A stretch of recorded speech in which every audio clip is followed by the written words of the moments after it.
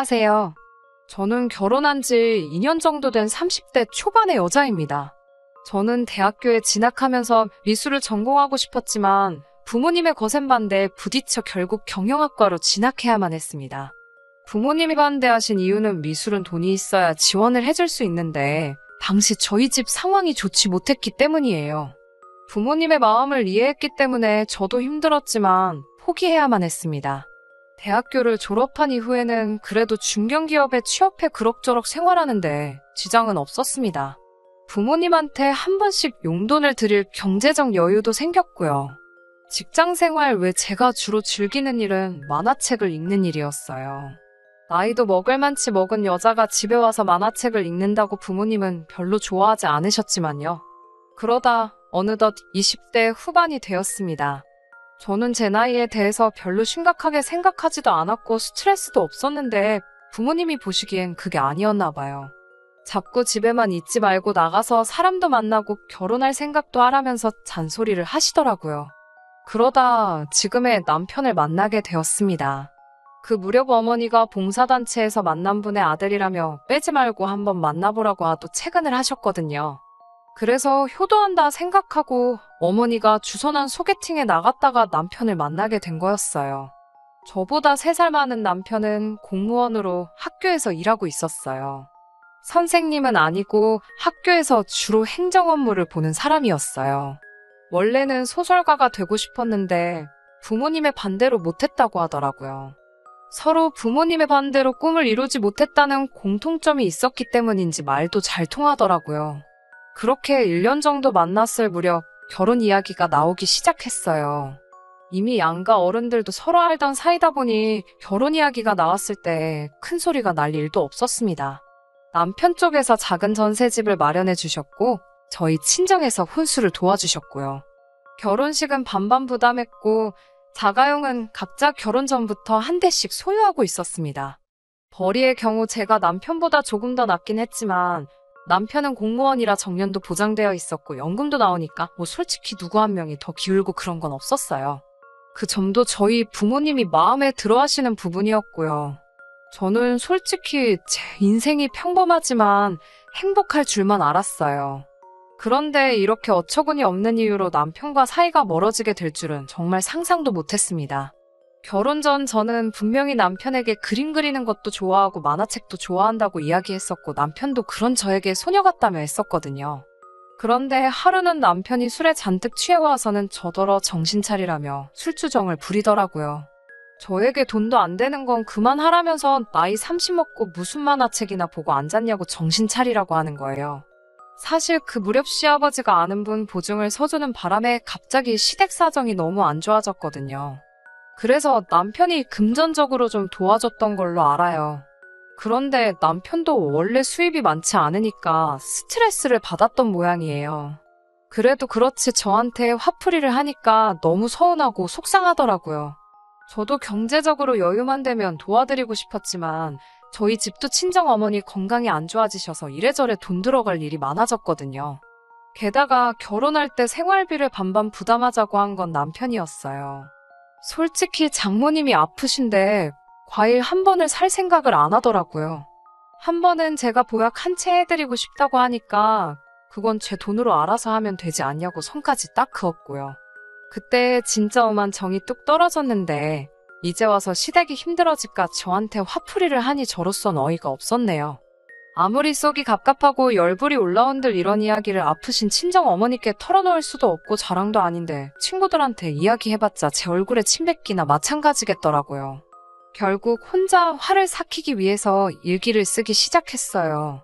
처음에는 글로 쓰다가 나중에는 만화처럼 그려보기도 하고 인터넷에도 올려보고요.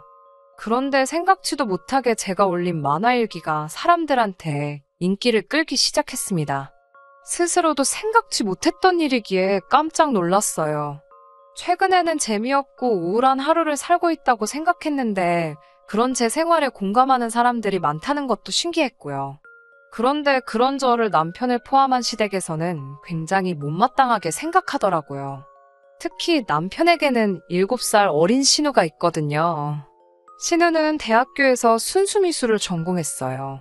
예쁘장한 얼굴에 미대생이란 타이틀 때문인지 또래 남자들한테 인기도 많은 신우는 좋게 말하자면 늘 자존심 세고 콧대가 높아요.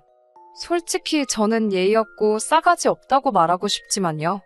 아무튼 그런 신우는 대학교를 졸업한 후 마땅히 할 일 없이 놀고 먹는 중이에요.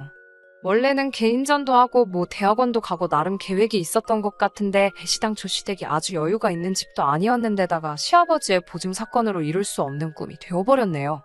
그럼에도 불구하고 직장을 구하려는 노력을 전혀 하지 않는 걸 보고 어떤 의미로 진짜 대단하다는 생각이 들더군요. 그런 신우는 제 만화가 인기가 높아지자 너무 어이없어 하더라고요. 한다는 말이 그림 좀 그린다고 그게 다 예술은 아니라면서 제 그림은 초등학생도 따라할 수 있을 수준이라고 하더라고요. 수준이 너무 낮다면서 유치해서 못 봐줄 지경이라고도 했습니다. 저도 사람이니까 당연히 열받고 속상했지만 한참 어린 신우랑 말싸움해서 뭐하나 싶었어요. 애시당초 신우에게 인정받자고 그리기 시작한 것도 아니니 너는 떠들어라 라는 심정으로 내버려뒀어요. 남편 역시 그런 신우를 혼내기는커녕 틀린 말 하나 없다며 저에게 정신 차리라고 하더라고요. 제가 남편이란 사람이 아내가 즐거워하고 좋아하는 일이면 적극적으로 응원을 해줘야 하는 거 아니냐고 따져 물었어요. 그러자 냉정하게 들리겠지만 제 만화를 좋아해주는 사람들은 다 수준이 없고 못 배운 사람들 아니겠냐며 그런 거 그릴 시간에 차라리 아르바이트라도 하라고 하더군요. 시부모님이 저렇게 힘들게 사시는데 너는 만화가 그려지냐며 빈정대는 건 예사실이었습니다. 남편이야말로 매일같이 칼퇴근하는 직장이고 집에 오면 저녁 먹고 쉬기 바쁘면서 저한테 투잡을 운운하니 어이가 없었어요. 마음 같아선 한마디 사붙이고 싶었지만 동시에 마음 한편으론 자기 부모님이 아프니 자기도 얼마나 스트레스 받겠나 싶어서 몇 번이고 한 대 때리고 싶은 걸 꾹꾹 눌러 참았습니다.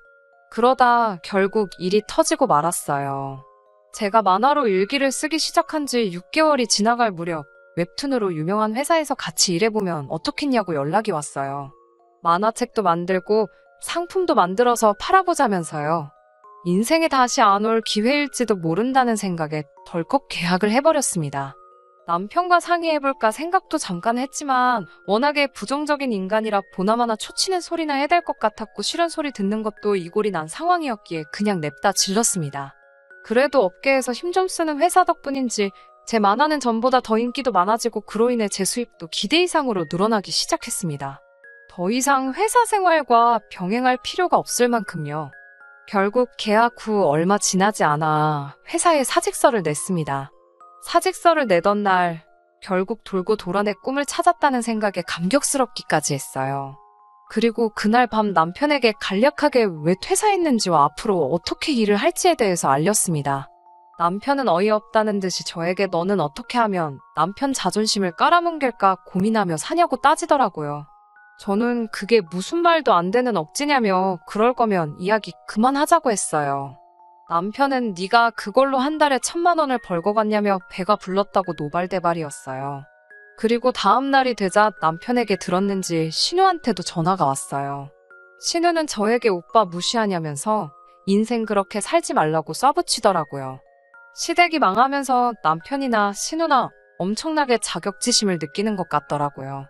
아무 뜻 없이 한 말에도 자기들을 무시한다고 생각하고 걸핏하면 따지고 들고 그러다 보니 저도 더 말을 안 하게 되고 그런 악순환이 반복되는 중이었어요. 그때쯤부터 남편과 각방을 쓰게 되었고요. 하지만 그럼에도 불구하고 가족이니까 제가 선택한 사람이니까 어떻게든 끌어안고 가보려고 했어요. 시부모님이나 신우생신 때는 예전보다 훨씬 좋은 선물도 했고 남편과도 매사 상의하려고 시도했었고요. 각방을 쓰고 있는 와중에 저는 제 나름대로 좋았던 그때로 돌아가기 위해 손을 내민 거나 마찬가지였는데 막상 선물을 하겠다고 하니 저더러 돈 좀 번다고 유세 떠냐고 뭐라 하질 않나. 남편은 매사 관심 없다는 듯 제 마음대로 하라고 무신경하게 대답하질 않나. 너무 외롭더라고요. 마치 가족들이 작정이라도 한 듯 저를 따돌리는 기분이었어요. 그러다 얼마 전 충격적인 사실을 알게 되었습니다. 언젠가부터 제가 연재하는 만화마다 지독하게 악플을 다는 사람들이 있더라고요. 처음에는 깜짝 놀라고 당황스러웠어요. 악플은 연예인들만 겪는 줄 알았는데 내 만화에도 악플이라니 신기하기도 했고요. 그런데 그 수위가 점점 높아지더니 나중에는 제 사생활과 인성을 운운하기까지 하더라고요. 그래도 명색이 제 배우자니 혼자서 고민하는 것보다 나누는 게 좋지 않을까 싶어 어떻게 하면 좋겠는지 상의를 하려고 했어요. 그런데 남편은 정말 심드렁하게 인터넷인데 누가 무슨 말을 못하냐며 그냥 냅두라고 하는 거예요. 하다못해 저한테 괜찮냐는 말조차 없이 대충대충 대답하는 남편에게 엄청난 실망감을 느꼈어요. 결국 경찰에다 그 악플러들을 고소했어요. 가뜩이나 머리 아픈 일이 많은데 이런 문제까지 신경 쓰고 싶지도 않았기에 합의 없이 다 진행할 작정이었죠. 다행히 악플 다는 사람들을 전문으로 해주는 변호사 사무실을 회사를 통해 손쉽게 찾게 되었고 제가 모아놓은 자료를 건네니 일이 순식간에 진행이 되더라고요. 그런데 생전 먼저 연락 한 번 없던 신우한테 전화가 다 왔더라고요. 제가 무슨 일이냐고 묻자 추뼛추뼛거리더니 저에게 기니 할 말이 있다며 한번 만나자고 하더라고요. 모처럼의 기회일 거라는 생각에 다른 약속 다 접어두고 신우를 만났습니다. 신우는 저를 보자마자 대뜸 무릎부터 꿇더라고요. 사람들 많은 데서 왜 그러냐고 신우를 일으켜 세우니 신우가 변호사한테 받은 고소장을 저한테 보이면서 두 번 다시 그러지 않겠다고 고소장 좀 취하해주면 안 되겠냐고 부탁을 하더라고요. 솔직히 큰 충격을 받았습니다. 저에게 정말 도를 넘는 악플을 달던 사람이 완벽한 타인도 아니고 아무리 사이가 이전 같지는 않다지만 내 남편의 여동생이었다는 사실이에요. 왜 나를 향해 그렇게 악플을 달았냐고 하니 순수미수를 하던 신우와는 달랐지만 제가 그림으로 돈을 벌고 승승장구하는 모습을 보니 질투심에 자기도 정신이 잠깐 어떻게 된 것 같았다고 말하며 계속 미안하다는 말만 반복하더라고요. 앞으로 자기는 취직도 해야 하고 하는데 고소당한 기록이 있으면 취직에도 당연히 마이너스 요인이 될 테고 당장 고소를 당해도 합의금 줄 돈도 없다고요. 솔직히 잘해보고 싶은 마음으로 용서를 해줄 수도 있었지만 너무 충격이 커서 그 자리에서 대답은 못하고 조금 생각할 시간을 달라고 말했어요. 밥이라도 먹이고 보내려고 하는데 계속 벌벌 떨면서 미안하다고만 하는데 그 모습 보면서 먹으면 저도 먹던 게 체할 것 같아서 그냥 보냈습니다. 돌아오는 길에 변호사님에게 전화를 드려 이 사실을 말했는데 변호사님도 쭈뼛거리면서 사실 안 그래도 이 이야기를 해야 할까 말까 하다가 말을 해준다고 하면서 저에게 악플을 남기던 사람들 중 또 다른 한 명이 다른 사람이 아니고 제 남편이었다는 이야기를 해왔습니다. 정말 충격적이었어요. 뒤통수를 망치로 세게 얻어맞은 것처럼 그 자리에 가만 서서 한참을 움직이지 못했습니다. 변호사님은 어렵게 입을 열어 혹시나 상담이 필요하면 이 사람과 한번 해보라고 하면서 개인적으로 친분이 있는 이혼 전문 변호사님의 연락처를 주시더라고요. 불난집에 부채질하는 것 같아 자기도 기분이 조금 그렇지만 변호사님이 아마 저였다면 자기는 이혼을 분명히 했을 거라고 결정은 제 몫이지만 그래도 실력 있는 사람하고 한번 이야기나 들어보는 게 좋을 거라고 하더라고요. 그렇게 그 자리에 서서 변호사님이 소개해주신 분과 한참을 통화하고 집으로 돌아갔어요. 그날 저녁에 퇴근하고 방으로 들어가려는 남편을 불러세워 이게 다 진짜냐고 어떻게 그럴 수 있냐고 하더라고요. 남편은 제게 사과는 못할 망정 자기 동생 고소장 취하하지 않으면 재미없을 줄 알라며 으름장을 놓기 시작했어요. 저도 이제 더는 참을 이유가 없을 것 같아 고소장 취하할 생각도 없고 너도 고소해버릴 거라고 강하게 나갔습니다. 남편은 컵 하나 먹지 않고 콧방구를 끼면서 배우자는 고소 못하는 것도 몰랐냐며 낄낄대더니 더 말하고 싶지도 않다고 방문을 닫고 들어가 버리더군요. 모르고 있던 건 제가 아니라 남편이었어요. 저는 이미 남편과 대화를 시도하기 전에 벌써 업계에서 가장 실력 좋기로 소문난 이혼 전문 변호사님에게 받을 수 있는 모든 자문을 받은 상황이었기 때문입니다.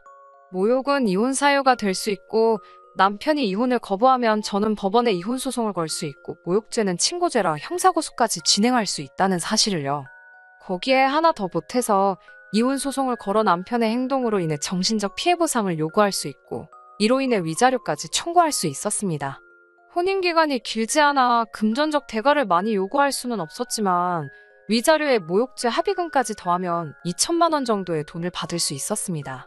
시아버지 보증 때문에 이미 시댁에 많은 돈을 도와준 터라 남편은 빚까지 내서 저에게 합의금을 지불해야만 했습니다. 저에게 고소를 당한 이유로 공무원인 남편이 징계를 받지는 않겠지만 알아보니 고소당한 사실 자체만으로 품위 유지를 이유로 앞으로 승진해도 어려움이 있을 거라는 듣던 중 반가운 소식을 알게 되었어요. 신우는 저에게 합의금 300만 원을 줄 돈이 없어 제가 다른 방법을 생각해냈어요. 안 그래도 요즘 일손이 부족했던 터라 제 사무실로 불러 2달간 무상으로 일을 하라고 했습니다. 그러면 고소도 취하해주겠다고 하고요. 순수미술 운운하며 제 그림 수준 낮다고 무시하던 신우가 제 지시를 받으며 이악 물고 자비를 하고 있는 모습을 보니 속이 후련하더라고요. 물론 그 얼굴 계속 보고 있자니 남편 얼굴이 떠올라 합의금만큼 일을 시키면 더 이상 제 근처에도 얼쩡대지 말라고 하고 쫓아낼 생각이에요. 이미 한참 전부터 어긋나버린 결혼 생활이었지만 어떻게든 제 스스로 되돌려보고자 했던 노력이 있었기 때문인지 이 사람들에게 제가 너무했다는 생각이나 죄책감 같은 건 들지 않습니다. 오히려 저는 기회를 줬는데 그 기회를 스스로 차버린 그 사람들이 당연히 감내해야 할 벌이라고 생각해요. 저도 늦게나마 이룬 꿈, 다시 제게서 떠나가지 않도록 부단히 노력할 생각입니다. 다시 가정을 꾸리게 될지는 아직 모르겠지만 당분간은 일하는 행복 때문에 생각이 나지 않을 것 같긴 하네요. 앞으로도 더 노력하고 인정받는 작가가 되도록 하겠습니다.